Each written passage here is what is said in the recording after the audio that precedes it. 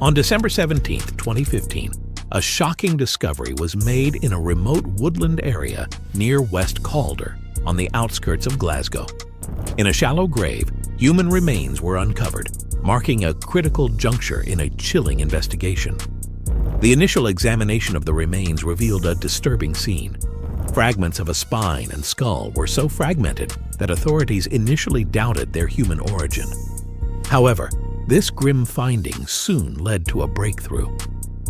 The remains were identified as belonging to Martin Hamilton, a notorious figure who had long dominated Scotland's criminal landscape. Martin Hamilton, infamously known as the Blackhill Butcher, had been one of Scotland's most wanted criminals. The gruesome nature of his death suggested a violent end, possibly occurring as far back as April of the previous year, well before his remains were discovered.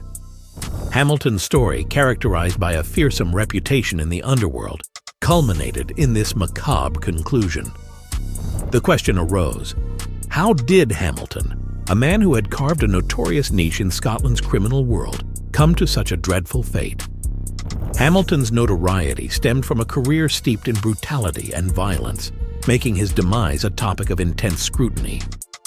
Born in the Maryhill area, Hamilton's early years were spent close to the Cranston Hill police station in Anderson, Glasgow. This proximity to law enforcement was ironic given his future criminal endeavors.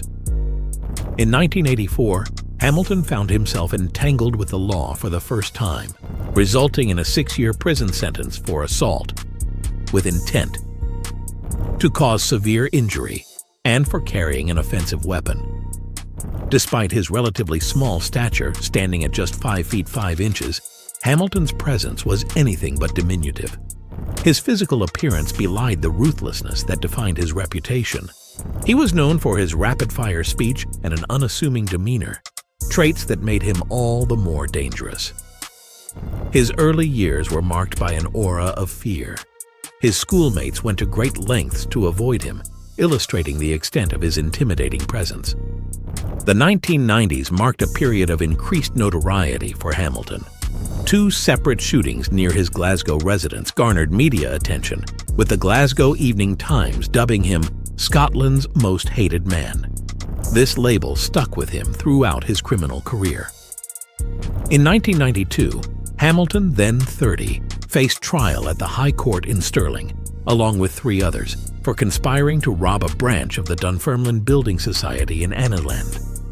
The prosecution described their plan: breaking into the building with a key, armed with knives and an imitation handgun, and coercing the staff into surrendering over £30,000. The attempted robbery quickly devolved into farce as the perpetrators realized they had walked into a trap. Within minutes of entering the building, it became clear that the entire city seemed to be aware of their actions, leaving the would-be robbers isolated and exposed.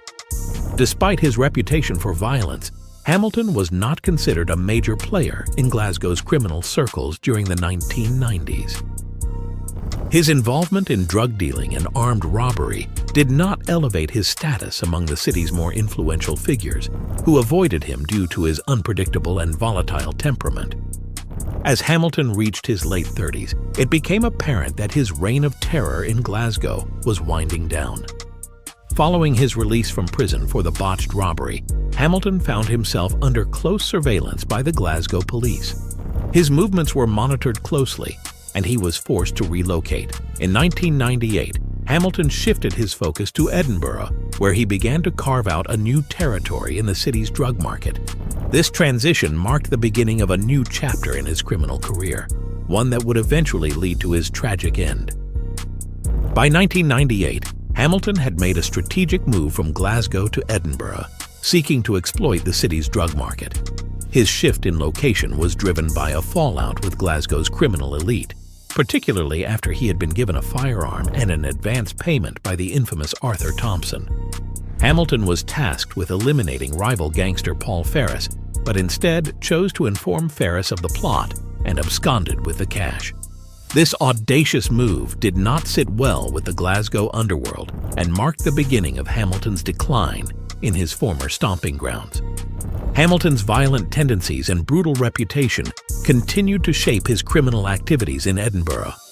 His new base of operations included areas such as Wester Hailes and Sighthill, where he began to dominate the local drug trade. The Lothian and Borders Police initially had little information about Hamilton, but his brutal tactics, including assaults on low-level drug dealers, quickly drew their attention. His reign of terror in Edinburgh was marked by extreme violence, as he used fear and intimidation to control the drug market. Hamilton's operations extended beyond drug dealing. He also exerted pressure on local business owners and publicans, demanding protection money and using violence to enforce his control. One notable case involved an owner who, under duress, paid £30,000 to avoid Hamilton's wrath. Another victim, Billy Sibal, purchased £100,000 worth of drugs from Hamilton, but believed the debt was settled when Hamilton was imprisoned. Sibal's subsequent murder, discovered 3 months later, highlighted the extreme brutality Hamilton employed to maintain his criminal empire.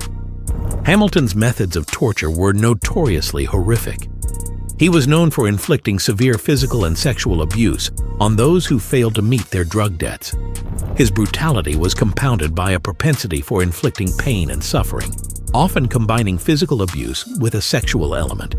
His actions drew significant media attention, especially after a particularly heinous incident involving an 18-year-old couple who were abducted, tortured, and disfigured.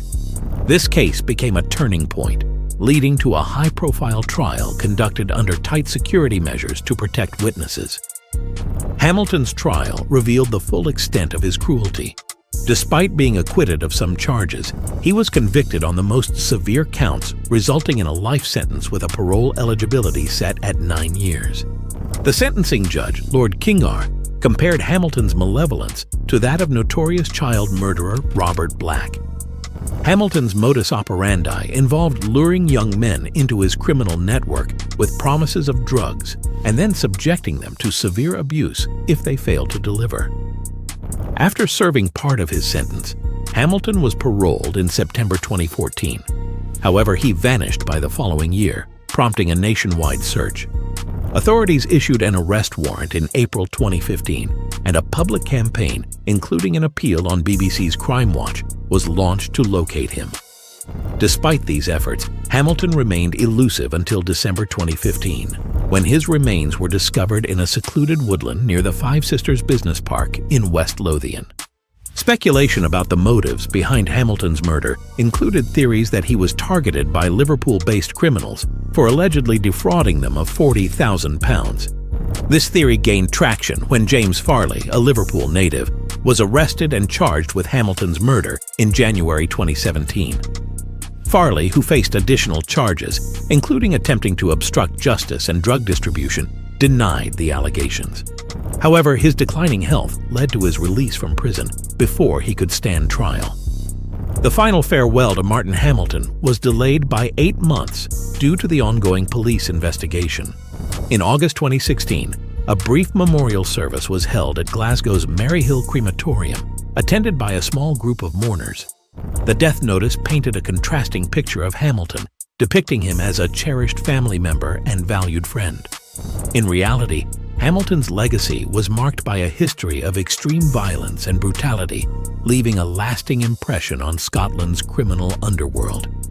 Hamilton's journey, characterized by a pattern of increasing violence and brutality, reflects the destructive path of many who become entrenched in the criminal underworld.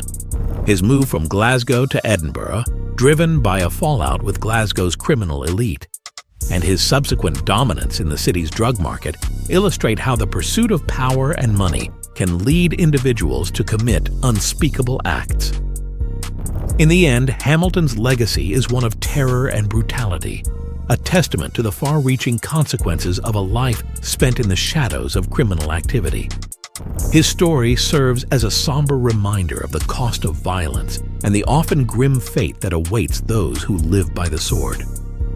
As Scotland continues to grapple with the remnants of his legacy, the case of Martin Hamilton remains a chilling chapter in the annals of criminal history.